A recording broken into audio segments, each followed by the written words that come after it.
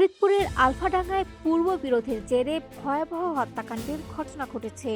রাতের আধারে পুলিশ পরিচয়ে ঘরে ঢুকে কুপিয়ে হত্যা করা হয়েছে বিএনপি নেতা সাইফুল সরদার ওরফে সাইফুলকে। বৃহস্পতিবার 25 ডিসেম্বর রাতে উপজেলার সদর ইউনিয়নের ব্রাহ্মণ আটিগ্রাম এলাকায় এই নৃশংস ঘটনা ঘটে। নিহত সাইফুল সরদার ওই এলাকার হবি সরদারের ছেলে।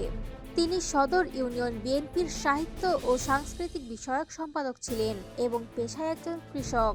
হামলার সময় ইসমাইল মোল্লা নামে আরও একজন গুরুতর আহত হন। তাকে তাৎক্ষণিকভাবে বোয়ালমারী উপজেলা স্বাস্থ্য কমপ্লেক্সে ভর্তি করা হয়েছে। পুলিশ ও স্থানীয় সূত্র জানায়, এলাকায় আধিপত্য বিস্তারকে কেন্দ্র করে তুহিন ও জুয়েল গ্রুপের মধ্যে দীর্ঘদিন ধরে বিরোধ চলে আসছিল।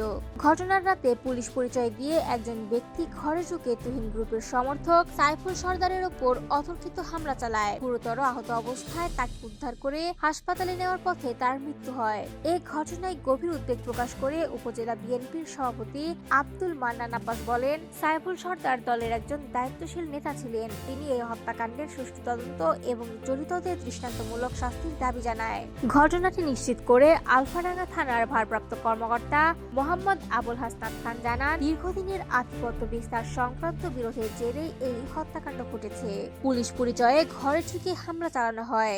ইতিমধ্যে একজনকে আটক করা হয়েছে এবং ঘটনার সঙ্গে জড়িতদের শনাক্তের তদন্ত ও আইনি প্রক্রিয়া চলমান রয়েছে।